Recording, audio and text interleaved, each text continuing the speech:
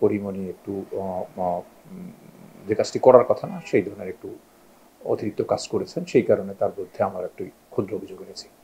এটি গত 2021 সালের জুন মাসের ঘটনা। সে সময় পরিমণি এবং সাথে আরও একজন বা দুইজন লোক গিয়েছিলেন ঢাকার বোট ক্লাবে। তো সেখানে একটি সে রাতে সেখানে যারা কর্মচারী বা কর্মকর্তা ছিলেন তাদের সাথে একটি পরিস্থিতির সৃষ্টি হয়, যে পরিস্থিতিতে দুই পক্ষই দুই পক্ষের প্রতি ফোর্স প্রয়োগ করে এবং এটি 2টি মামলা হয়। আমরা যেটি মামলাটি করেছি সেটি ওখানকার বোট ক্লাবের একজন কর্মকর্তা, সম্ভবত নাসির সাহেব মামলাটি করেছেন। সেখানে পরিমণি সহ আর 3জনকে আসামি করা হয়েছিল।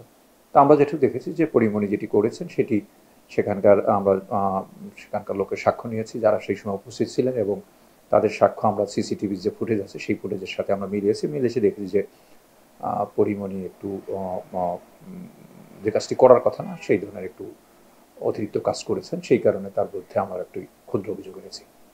ওখানে একজন লোকের ওইখানে যেটুকু আমরা পেয়েছি সেটুকুই দিয়েছি, কোনটুক আমরা সত্যতা পেয়েছি বলেই আমরা 2জনের বিরুদ্ধে আমরা